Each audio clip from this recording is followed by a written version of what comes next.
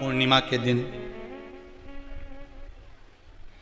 चावल का एक आखा दाना जानते हो, पूरा खंडित चावल नहीं, कितना चावल, एक दाना चावल का शंकर भगवान के शिवलिंग पर समर्पित करिए।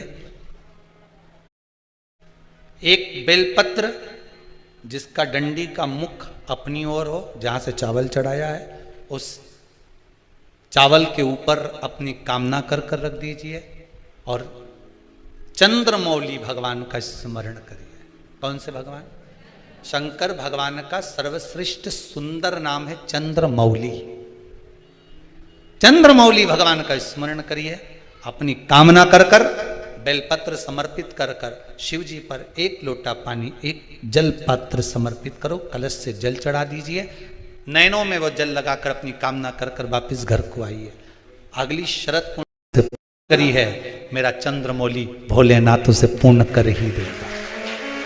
शिव उपासना के लिए जितनी 12 महीने में पूर्णिमा पड़ती है, एक एक पूर्णिमा का व्याख्यान वर्णन करेंगे। आज तो उसको महत्व समझें कि पूर्णिमा का महत्व क्या है, हम उसका महत्व समझें कि शंकर और चंद्र का रिश्ता क्या है, संबंध क्या है। भगवान ने जितनी पूर्णिमा बनाई है, जितने नक्षत्र बनाए, जितनी घड़ी बनाई, जितना पल बनाया, जितना समय बनाया, ये शंकर भगवान ने जो बनाया ये गलत नहीं बनाया, श्रेष्ठता के लिए बनाया। महाराज, पूर्णिमा का जो चंद्र है वो विशाल का है और उस चंद्र की पूर्णता में हमारी अभिलाषाएं भी पूर्ण हो। आप आस्था चैनल के माध्यम से जितने लोग कथा सुन रहे हैं, फेसबुक यूट्यूब पर जितने कथा सुन रहे हैं और कुबेरेश्वर धाम में जितने कथा सुन रहे हैं, आप में से कितने लोग हैं जो पूर्णिमा का व्रत करते हैं? जो माताएं करती हो जरा हाथ उठाइए। पूर्णिमा का व्रत जो करती है, करते हो ना आप लोग? रखिए हाथ। अब पूर्णिमा के व्रत में आपने कई बार किताब पढ़ी होगी पूर्णिमा की, या आपने व्रत किया होगा, या पूर्णिमा का व्रत आप धारण करे होगे, तो उसमें पूजन कौन से भगवान की होती है? पूर्णिमा के व्रत में किस भगवान की पूजन होती है? तो कहा पूर्णिमा के व्रत में केले के खंभ लगाकर पूर्णिमा का जो अध्यापन होता है, पूर्णिमा की जो पूजन होती है, उस पूजन में शंकर और पार्वती की पूजन की जाती है, शिव और नारायण की पूजन करी जाती है, शंकर और पार्वती का स्मरण किया जाता है। किसकी पूजन होती है? शिव पार्वती। शंकर और पार्वती का पूजन क्यों करा जाता है पूर्णिमा के व्रत में? क्योंकि शिव और माता पार्वती ही केवल एक ऐसे हैं जिन्होंने अपूर्ण लक्ष्मी को भी पूर्ण बना दिया था। किसको पूर्ण बनाया है? लक्ष्मी।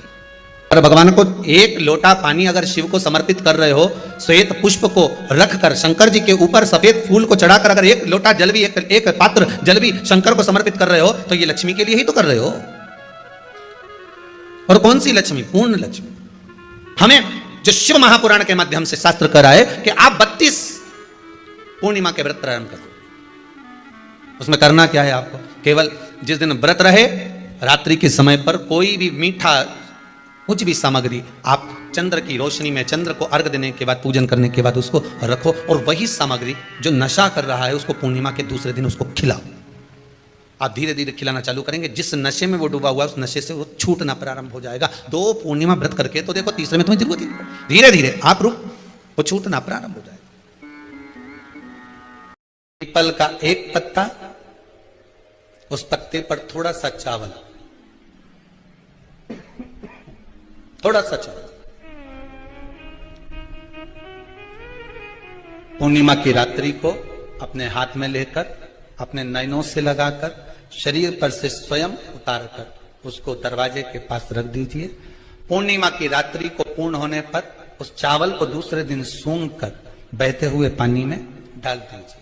महाराज, कितने भी रोग से ग्रसित हो गए, पीपल का एक पत्ता 52,000 ब्राह्मण की साक्षी कराता है। महाराज बहुत ध्यान देना, पीपल के वृक्ष में स्वयं नारायण का, मेरे कृष्ण का वास है।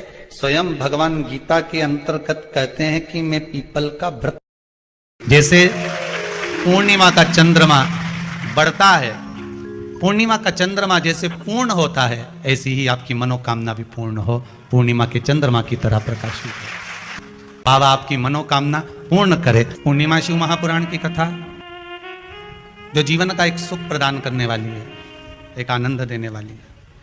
बहुत बड़ा रोग हो गया, छूटने को तैयार नहीं है, बड़े बड़े इलाज करवा लिया, बहुत दिखा लिया, बहुत सब दूर इलाज करवाया, सब दूर दिखाया, पर मिटने को तैयार नहीं है। तो फिर अबीर का प्रयोग, एक चावल का दाना, एक श्वेत पुष्प और अबीर भगवान शंकर को समर्पित कर धीरे धीरे धीरे धीरे शरीर का रोग अपने आप समाप्त होना प्रारंभ। मां की ओर लेकर जाओगे उतना ये मन शुद्ध होता चले जाएगा। नया मकान बनाया किसी ने, जिनने बनाया हो जरा हाथ ऊंचा करो तो जरा। बनाया आप लोगों ने मकान? तो मकान बनाए होंगे तो वो जो मकान बनाने वाला मिस्त्री होता है ना, वो कह देता है अब तुम्हारी बिल्डिंग 3 मंजिल की हो गई, ऊपर एक मटकी टांग दो। अरे बोला सही है कि गलत है? कौन सा कलर की टांगो है? काय के लिए टांगो? कि जो बिल्डिंग को देखेगा और बिल्डिंग देखने के बाद उसकी नजर उस मटकी पे चली गई, तो मटकी से जब उसकी नजर मिल गई तो जितनी नजर इसने बिल्डिंग में लगाई वो सारी नजर उसकी मटकी पे पड़ते ही उसी में वापस प्रवेश कर गई। मतलब नजर बिल्डिंग में आई। कहां टांगी मटकी? पीछे, राइट लेफ्ट, कहां टांगी? बिल्कुल आगे। कि जो बिल्डिंग को देखेगा, जो इस मकान को देखेगा, जो इस बिल्डिंग को देखेगा, जो नए मकान को देखेगा, और उसकी दृष्टि घूमते घूमते घूमते घूमते अगर मान लो वो घूमती हुई दृष्टि उस मटकी पर चली जाती है, तो हमारी बिल्डिंग पर नजर नहीं लगेगी। नहीं तो दुनिया के लोगों की नजर तो बड़ी विचित्र होती है। कौन से कलर की टांगी? काले कलर। पुराण भी यही कहती है कि भगवान के मंदिर क्यों जाते हैं, किस लिए जाते हैं, और एक ही देवता है जिसके माथे पे मटकी बंधी रहती है। अरे बोलो तो जम के, कौन सा? देव अधिदेव महादेव, उसके माथे पे हमेशा कलश ही मिलता है। तो किसी ने पार्वती जी शिव जी से पूछी, क्यों भोलेनाथ जी ये बताओ जरा, ये जब गंगा तुम्हारे सिर पर है, भोलेनाथ जी जब गंगा तुम्हारे सिर पे है तो पानी तो यूं निकलना चाहिए, तो ये उल्टा पानी तुम्हारे ऊपर बूंद बूंद टपक रहा है, ये है क्या? शंकर भगवान बोले ये पानी का तो बहाना बना के रखा है, जो भगत मेरा दर्शन करने आता है उसकी नजर तो मेरी मटकी ही उतार देती है, उसकी नजर तो मेरी मटकी ही उतार देती है। जो शंकर के मंदिर में प्रवेश करता है और प्रवेश करते समय बस मेरे उस कलश का दर्शन करता है। कई लोग प्रश्न करते हैं, महाराज जी इस कलश का महत्व क्या है?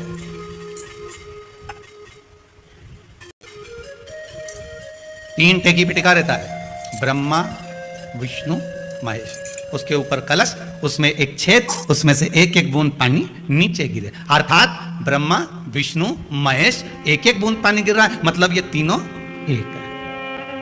पुराण के अंतर्गत स्कंद पुराण में लिखा गया, स्कंद पुराण में वर्णन किया है श्री वेदव्यास जी महाराज ने, कहा ये पूर्णिमा का व्रत इसलिए किया जाता है कि व्यक्ति का जब मन गलत भ्रम में जाने लगता है, मन जब गलत जगह पर जाने लगता है, तो ये मन को गलत जगह पर ले जाने वाला कौन होता है? तो कहा ये चंद्र होता है। व्यक्ति की राशि के अंतर्गत, व्यक्ति की पत्रिका के अंतर्गत, व्यक्ति की ग्रह दशा के अंतर्गत जब चंद्र बेकार चलता है तो व्यक्ति अच्छा करते करते भी बेकार करने लग जाता है। 1 महीने की पूर्णिमा को जिसके घर में दूध की सामग्री बनती हो, दूध की सामग्री तैयार होती हो, खीर प्रसाद तैयार होता हो, उसके घर में कभी क्लेश नहीं हो सकता।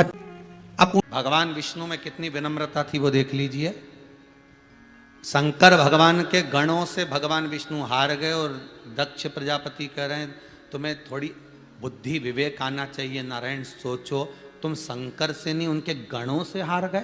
आग लगाने वाले ढेर मिलेंगे, कहां चक्कर में पड़े हो, क्यों झुक रहा है उसके आगे, चलो और काम पड़ा है दूसरी जगह करेंगे, दूसरी जगह ये कर लेंगे, और अपने को कह रहा है ये नहीं तो दूसरा सही, दूसरा नहीं तो तीसरा सही।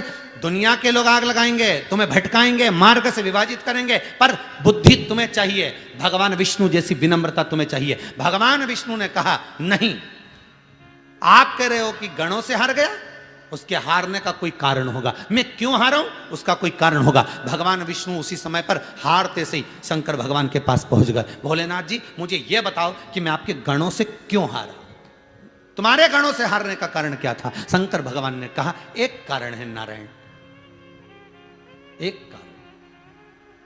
दधीची ऋषि और राजा छुग इन दोनों की मित्रता थी, दोनों बहुत मित्र थे, दोनों में बहुत प्रेम था, एक क्षण के लिए नहीं रह पाते थे, दोनों इतने प्रेमी मित्र थे। फिर एक दिन राजा शुभ और दधीचि ऋषि में बात बात में झगड़ा हो गया। जहां प्रेम होता है वहां झगड़ा होता ही होता है, जहां प्रेम होगा वहां झगड़ा होगा। दोनों में झगड़ा हो गया। फिर झगड़ा हुआ तो बीच में राजा शुभ ने भगवान विष्णु को बुला लिया समझौता कराने के लिए।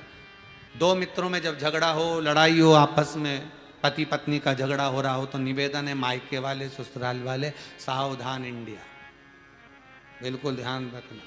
पति पत्नी में झगड़ा हो तो दूसरा कभी बीच में मत कूदो, क्योंकि ये दोनों कब एक हो जाएंगे और तुम्हारा बुराई का ठीकरा माथे पे आ जाएगा। इनके बीच में बोलना ही नहीं, झगड़ लो, ये झगड़ेंगे लड़ेंगे फिर एक हो जाएंगे, इनसे नहीं बोल। विवाद किया तो राजा शुभ ने भगवान विष्णु को बुलाया और भगवान विष्णु आए और आते से ही साथ दिया किसका, राजा शुभ का। दधीचि ऋषि को क्रोध आ गया कि तुम दधीचि ऋषि को क्रोध आया, ए नारायण तुमने एक पक्ष की बात सुनी और दूसरे पक्ष की बात नहीं सुनी। मैं तुम्हें श्राप देता हूं, एक बार तुम भगवान शंकर के गणों से हारोगे, तुम्हें हार सहन करना पड़ेगी। बस भगवान विष्णु के शंकर के शब्द सुने तो भगवान विष्णु को लगा कि हमारी किस्मत में हार लिखी थी, मतलब हुई। तो फिर अब सोचना क्या, हार जीत जन्म मरण परण ये सब शंकर के हाथ है, कब किसको क्या देना है ये वो जानता, हमें क्या करना वो जाने, ये मर्जी उसकी। देव पूछ रहे हैं कि शिव, जिस भरोसे के साथ, जिस विश्वास के साथ आप देव अधिदेव महादेव से प्रार्थना करते हो, विनय करते हो, निवेदन करते हो, बाबा उसको स्वीकार करता है, सुनता है। चंद्रदेव पूछ रहे हैं कि शिव सुनेगा कैसे, शंकर जी को कहने के लिए कहाँ जाया जाए। शिव जी से अगर कोई बात कहना है, शंकर भगवान को कुछ बोलना है, शंकर भगवान को यदि कोई बात कहना हो, शिव जी से कुछ कहना हो तो कहाँ जाकर कहें, कहाँ जाकर, कहाँ प्रार्थना करें, कहाँ विनय करें। देव ऋषि नारद जी ने कहा कि तुम जहां बैठो, तुम्हारा जहां मन पड़ जाए वहां बैठकर बालू के शिवलिंग का निर्माण करो, मिट्टी का शिवलिंग बनाओ, पार्थिव शिवलिंग बनाओ। पार्थिव शिवलिंग में बालू में मिट्टी में कण कण कण कण होते हैं, उन कंकर को जोड़कर, उन कण कण को जोड़कर अपने दिल की बात एक लोटा जल चढ़ाते समय उनसे प्रार्थना करो, विनय करो। लोगों ने कहा शिव रुद्र है, क्रोध है, ना ना ना ना, शंकर भगवान को क्रोध के देवता है ना, ऐसा नहीं है। शंकर भगवान तो सत्यम शिवम सुंदरम, सत्य भी शिव है। शिवम का मतलब मालूम है, बोलो जम के बोलो, शिवम का मतलब क्या होता है?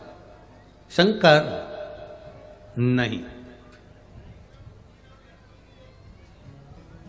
शिवम का मतलब है जिसमें पूरा ब्रह्मांड और पूरे 33 कोटि देवता और पूरे ब्रह्मा विष्णु इंद्र 64 योगनिया देवता सब उसी के अंदर समाये हुए हैं। तो हम कहते हैं सत्यम शिवम सुंदरम। हमने अंदाजा लगाया शिवम शिव है, नहीं, सत्य भी शिव है। ये ब्रह्मांड के जितने देवता हैं शिवम, ये भी शिव हैं। सुंदरम, ये प्रकृति, ये पृथ्वी, जल, आकाश, अग्नि, ये भी सुंदर है। एक बात आपको पहले भी कहा, आज फिर कहते हैं, परमात्मा भले नजर ना आए पर उसकी परछाई आज भी नजर आती है।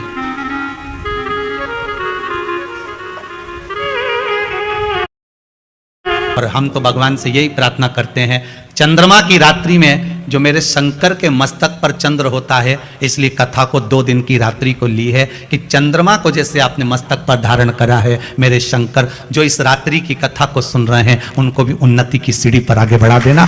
ये भी आने वाले समय में शिव महापुराण की कथा श्रवण करवाएं, जनमानस का कल्याण करवाएं, ऐसी कृपा कर देना भोलेनाथ, ऐसी करुणा कर देना।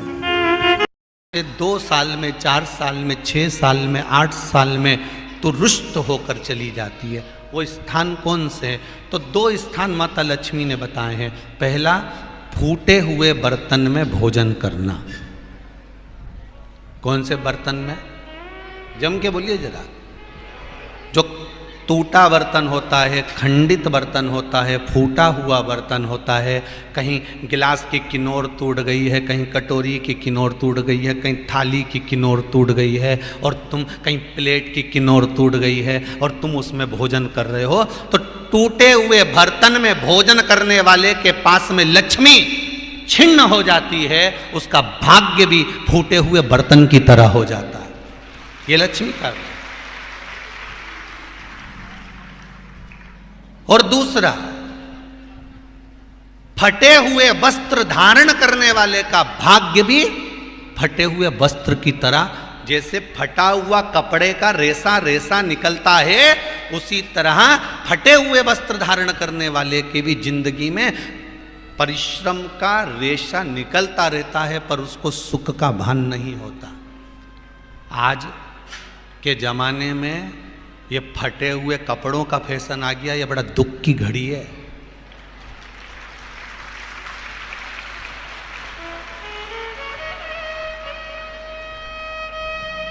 ये बड़ी दुख की घड़ी है महाराज, और लोग उसको फैशन समझ रहे हैं। पहले तो कम फटा होता था, पर आज के जमाने में तो इतना इतना फट गया, ऐसा लगता है कि दिवाली का बम चलाने गया था दीपावली पे और बम कपड़ों के बीच में से फट गया। इसलिए वो कपड़े कब पहनेंगे तो ने अब पहन लिया। शास्त्र कह रहा है, लक्ष्मी कह रही है माता पार्वती को कि 2 जगह पर अगर ये 2 क्रम जिस जीव के होते हैं उसके पास में से लक्ष्मी 5 साल में, हम कई बार कहते हैं इन बच्चों को नहीं मालूम, इन नवयुवक लड़कों को नहीं मालूम, इन नवयुवक बेटियों को नहीं मालूम कि फटे हुए कपड़े पहनने का फल क्या है। आज नहीं, विवाह कर कर जब जाएगी तो मायके से जब ससुराल जाएगी, तूने कुंवारी अवस्था में तो खूब फटे हुए कपड़े पहन लिया ने, मम्मी मैं तो जीन्स लूंगी न ये लूंगी, तू तो खूब फटे हुए पहन, पर वहां जब जाएगी तब मालूम पड़ेगा कि रोना किसको कहते हैं। आज तो पहन लो। वो उसी में की बात है, कल वाली बात याद कर लो। अभी खाओगे तो कुछ दिन के बाद ब्लड बनेगा, और ब्लड बनेगा तब जाके ये शरीर में दौड़ेगा। आज की आज तुमने रोटी खाई तो क्या आज की आज ब्लड बन गया? जम के तो बोलो रे खरगोन वालों, नहीं बनाना। आज खाया है तो ब्लड 8 दिन में, 4 दिन में, 6 दिन में, 2 दिन में, 5 दिन में, 3 दिन में बनेगा। आज की आज ब्लड नहीं बनेगा। आज खाया तो 2 दिन में ब्लड तैयार होकर तुम्हारे शरीर में दौड़ेगा, शरीर में दौड़ेगा तो तुम्हारा शरीर भी चलेगा। उसी तरह तुमने अगर युवानी अवस्था में, कुंवारी अवस्था में ये फटे हुए कपड़े पहने हैं, तो जब तुम्हारी अवस्था बढ़ेगी ना, आज नहीं रोना पड़ रहा। आज के जमाने में तो फैशन है साहब, फैशन है तो आज पहन ले, बाद में रो ले। फटे हुए वस्त्र भी धारण नहीं कर। घर की बेटियां, घर के लोग ऐसे कपड़े पहने, ये श्रेष्ठता नहीं है महाराज। थोड़ा सुधार। कहा शरीर को भोगना था, फिर मनुष्य क्यों ये जीव आत्मा क्यों भोग रहे? क्योंकि जीवात्मा मरती नहीं। इसको जब भुगताया जाता है तो ये भोगती रहती है, तड़पती है, चिल्लाती है, अब नहीं करूंगी गलती, क्षमा कर दो मुझको। की आराधना चंद्रभागा नदी के तट पर करी है, बालू का शिवलिंग बनाकर, बालू रेत का शिवलिंग बना। बहुत ध्यान देना आप लोग, किसी भी नदी में स्नान करने जाओ, तीज त्योहार पर, अमावस्या, पूर्णिमा आदि जो भी उत्सव मनाने के लिए आप किसी नदी के घाट पर जाते हो, किसी तालाब के घाट पर जाते हो, किसी कुंड के, किसी सरोवर के घाट पर जाते हो, और यदि आप स्नान कर रहे हो किसी पवित्र नदी में, तो वहां की बालू रेत उठाकर शंकर भगवान के शिवलिंग बनाकर जो पूजन करता है, मात्र 5 बार उसी नदी का जल शंकर को समर्पित कर कर, भले दिया नहीं है, अगरबत्ती नहीं है, जल चढ़ाकर जो शिवलिंग को विसर्जन कर देता है, उसके पूर्वजों को पिंड की भी जरूरत नहीं पड़ती, वो तर जाता। उसके पूर्वजों को पिंड भाग की भी जरूरत नहीं पड़ती। उसके कि कुछ तिथियां भारत की भूमि पर ऐसी वर्णित है जिन तिथियों में भी गंगा का जल हम शिव को अगर एक बूंद भी समर्पित कर रहे हैं, गंगा का जल मात्र एक आधी चम्मच भी, आचमन जितना भी अगर हम शिव को समर्पित कर रहे हैं तो उसका सुख आनंदित है। जैसे पंचमी तिथि, नवमी तिथि, दशमी तिथि, एकादशी, प्रदोष, पूर्णिमा, अमावस्या, ये तिथियां हमारे यहाँ जो दी गई हैं, इन तिथियों में अगर हम गंगा का मात्र थोड़ा सा जल भी अगर जल के पात्र में डालकर गंगा जी का जल थोड़ा सा भी शिव के पास लेकर जा रहे हैं, तो ये एक भाव अपने भीतर होना चाहिए कि आप केवल गंगा का जल साधारण शिव मंदिर में समर्पित नहीं कर रहे हो। पुराण की उमा संहिता कहती है, जो भगवान शंकर को जल चढ़ाता है, जल चढ़ाते समय उसके जितने भी दोष हैं, चाहे पितृ दोष हो, चाहे आहुत दोष हो, चाहे वासुक दोष हो, चाहे कालसर्प दोष हो, जितने भी दोष होते हैं, वो सारे दोष अपने आप समाप्त होते चले जाते हैं। याद रखना, जो भगवान शंकर पर चढ़ा हुआ जल थोड़ा सा झेल कर लेकर आता है और अपने घर के दरवाजे पर छींटता है, दुनिया में किसी की सामर्थ्यता नहीं है कोई तुम्हारे ऊपर टोना कर दे या तुम्हारे को तकलीफ